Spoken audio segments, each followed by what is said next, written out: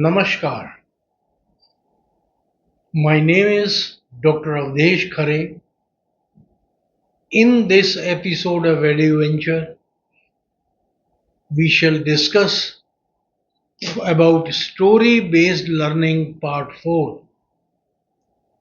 Indeed, story-based learning was a cornerstone of ancient Indian education, deeply woven into the fabric of Gurukul system and family traditions.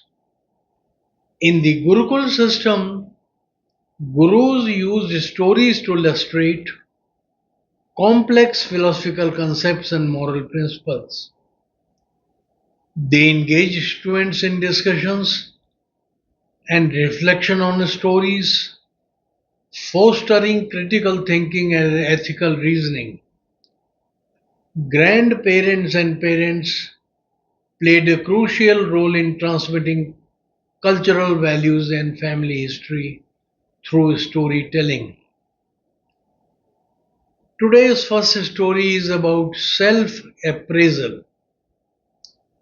Tens of years ago, a little boy went into a drugstore, reached for a soda carton, and pulled it over to the telephone.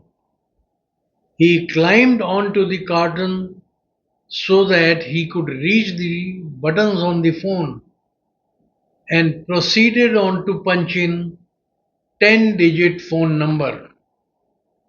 The store owner observed and listened to the conversation. Boy, lady, can you give me the job of cutting your lawn? Woman, on the other side of the phone. I already have someone to cut my lawn. Boy, ma'am, I will cut your lawn for half the price of the person who cuts your lawn now. Woman, I am very much satisfied with the person who is presently cutting my lawn. Boy, with more perseverance, I will even sweep your curb and sidewalk on every Saturday. So on Sundays, you will have the prettiest lawn in the entire Palm Beach. Woman, no, thank you. With a smile on his face, the little boy replaced the receiver. The store owner, who was listening to all this, walked over to the boy. Store owner, son, I like your attitude. I love the positive spirit and would like to offer you a job. Boy, no, thanks. Store owner, but you were really pleading for that job. Boy, no, sir. I was just checking my performance at the job I'm already having. I am the one who is working for the lady I was talking to. The last and the second and last story is entitled Go Kiss the World. It is by Subrato Bakshi, CEO of Mindstree. This speech was delivered to the batch of 2006 at Indian Institute of Management, Bangalore, on defining success by Subrato Bakshi. He said, I was the last child of some-time government servant in a family of 5 brothers. My earliest memory of my father is as a district employment officer in Koraput, Orissa district. There was no electricity, no primary school, and water did not flow out of tap. As a result, I did not go to school and until the age of 8, I was homeschooled. My father used to get transferred every year.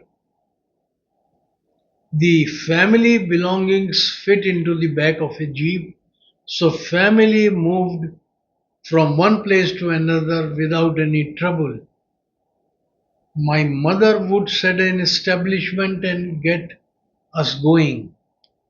Raised by a widow who had come as a refugee from the then East Bengal, my mother was a matriculate when she was married to my father. My parents set the foundation of my life and the value system which makes me what I am today and defines what success means to me. As district employment officer, my father was given a jeep. There was no garage in the office, so the jeep was parked in the house. My father refused to use it to commute to the office. He told us that the jeep is an expensive resource given by the government. He reiterated to us that it was not our jeep but the government's jeep, insisting that he would use it only on interior tours. He would walk to his office on normal days. He made sure that we never sat in the government jeep. We would sit in it only when it was stationary, not moving. That was our early childhood lesson in governance. The lesson that corporate managers learn hard way, some never do. The driver of the jeep was treated with due respect, like any other member of my father's office. As small children, we were taught not to call him by name. We had to use the suffix dada whenever we were referred to him in public or in private. When I grew up and owned my own car and a driver by the name of Raju, I repeated that lesson to my two small daughters. They have, as a result, grown up to call him Raju uncle, very different from many of their friends who refer to their family driver as my driver. To me, the lesson was significant. You treat small people with more respect than how you treat big people. It is more important to respect your subordinates than your superiors. Our day used to start with the family huddling around my mother's chula, an earthen fireplace she would build at each place of posting where she would cook for the family. There was neither gas nor electric stove. The morning routine started with tea. As the brew was served, father would ask us to read aloud the editorial page of the Statesman's Mufossil edition delivered one day late. We did not understand much of what we were reading, but the ritual was meant for us to know that the word was larger than Koraput district and the English I speak today, despite having studied in Uriya medium school, has to do with that routine. After reading the newspaper aloud, we were told to fold it neatly. Father taught us a simple lesson. He used to say, you should leave your newspaper as and your toilet the way you expect to find it. The lesson was about showing consideration to others.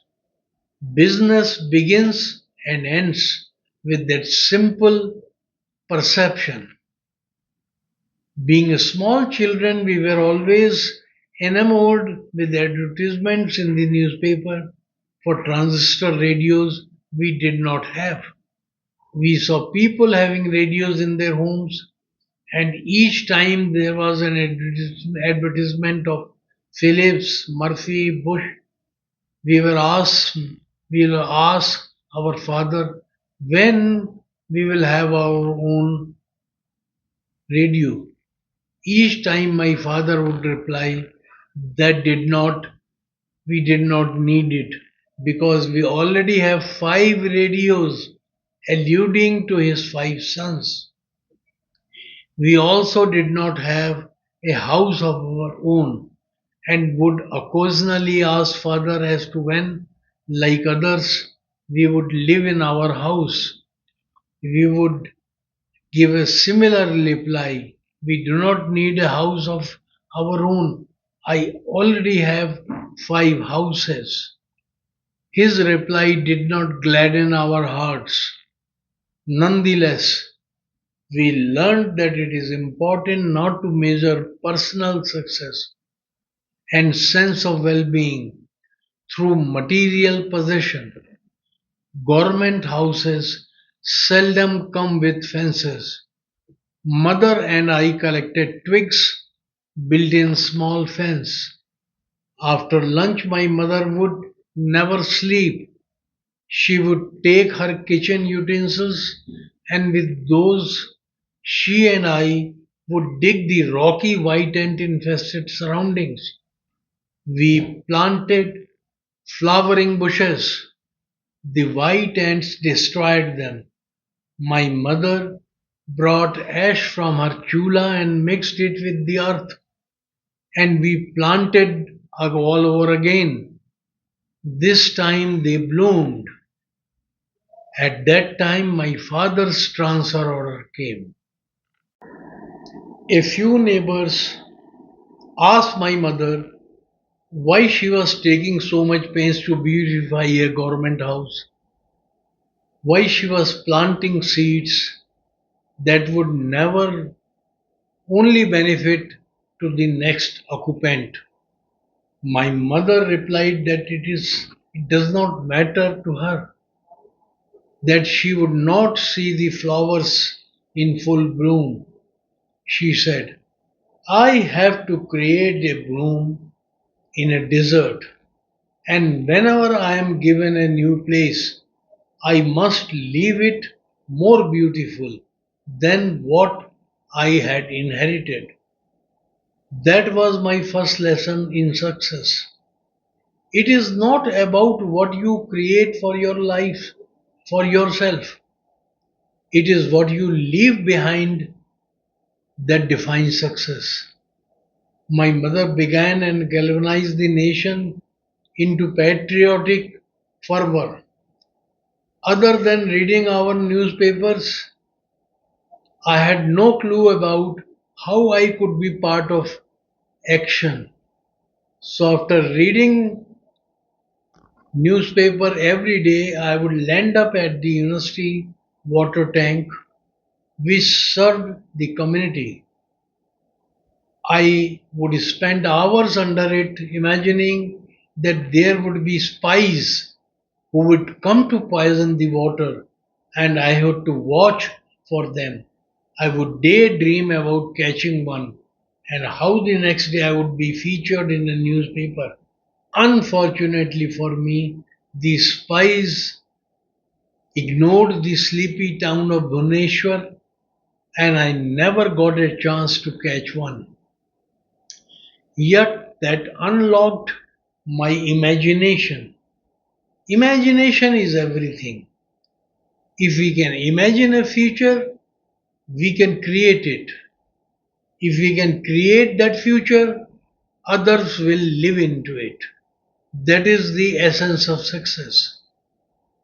Over the next few years, my mother's eyesight dimmed, but in me, she created a larger vision, a vision with which I continued to see the world, and I sensed through my eyes she was also seeing. As the next few years unfolded, Her vision deteriorated and she was operated for cataract. I remember when she returned after her operation, she saw my face clearly for the first time. She was astonished. She said, "Oh my God, I didn't know you were so fair." I remained mighty pleased with that adulation even till date. Within weeks of getting her sight back, she developed a corneal ulcer and overnight she became blind in both the eyes. That was the year 1969. She died in 2002.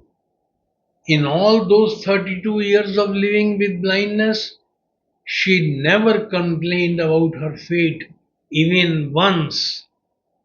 Curious to know what she saw with blind eyes, I asked her once if she sees the darkness.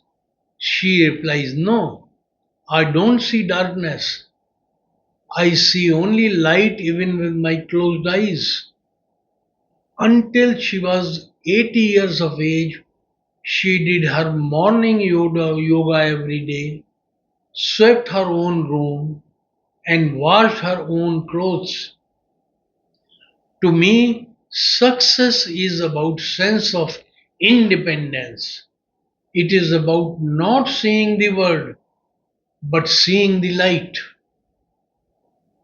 Over the many intervening years, I grew up, studied, joined the industry, and began to carve my own life's journey. I began my life as a clerk in government department, went to become a DCM management training, and eventually found my life in IT industry when fourth generation computers came in India in 1981. Life took me to places. I worked with outstanding people, challenging assignments, traveled all over the world. In 1992, I was posted in US. I learned that my father, living a retired life with my eldest brother, had suffered a third degree burn injury and was admitted in Safdarjung Hospital, Delhi. I flew back to attend to him. He remained for a few days in critical stage, bandaged from neck to toe. The Safdarjung Hospital was a cockroach infested, dirty, inhuman place. One morning, while attending to my father, I realized that the blood bottle was empty, and fearing that the air would go into his vein, I asked the attending nurse to change it. She bluntly told me to do it myself. In that horrible theater of death, I was in pain and frustration and anger. Finally, when she relented to come, and my father opened his eyes and murmured to her, "Why have you not gone home yet?" Here was a man on his deathbed, but more concerned about the overworked nurse than his own state. I was stunned at his stoic self. There I learned that there is no limit to how concerned you can be for any other human being. And what is the limit of inclusion you can create? My father died the next day. He was a man of success, was defined by his principles, his frugality, his universalism, and his sense of inclusion. Above all, he taught me that success is your ability to rise your discomfort, whatever may be your current state. You can, if you want, raise your consciousness above your immediate surroundings. Success is not about building material comfort. the transistor that he never buy, or the house that he could never own. His success was about the legacy he left, the mimetic continuity of his ideals that grew beyond the smallness of an ill-paid, unrecognized government servant's world. My father was a fervent believer in British Raj. He sincerely doubted the capability of post-independence Indian politicians. To him, lowering the Union Jack was a sad event. My mother was the exact opposite. When Subhash Bose quit the Indian National Congress and came to Dhaka, my mother, then a schoolgirl, garlanded him. She learned to spin khadi and joined an underground movement and trained her in using daggers and swords. Consequently, our own household saw diversity in political outlook too. One major issue concerning the world, the old man and the old lady had different opinions. In them, we learned the power of disagreement, of dialogue, and the essence of living the diversity in thinking. Success is not about the ability to create a definitive dogmatic end state. It is about the unfolding of thought process, of dialogue and continuum. 2 years back, at the age of 82, my mother had a paralytic attack and was lying in a government hospital at Bhubaneswar. I flew from US where I was serving my second stint. I spent 2 weeks with her in the hospital and she remained in paralytic state. She was neither getting better nor moving on. Eventually, I had to return to my work. While leaving her behind, I kissed her face. In that paralytic state and a grabbed voice, she said, "Why are you kissing me? Go and kiss the world." Her river was nearing its journey. This woman who came to India as a refugee, raised by a widow mother, no more educated than high school, married to an anonymous government servant whose last salary was rupees 300, robbed of her eyesight by fate, and crowned by adversity, was telling me to go and kiss the world. Success to me is about vision. It is the ability to rise above the immediacy of pain. It is about imagination. It is about sensitivity towards the small people. It is about building inclusion. It is about connectedness to a larger world existence.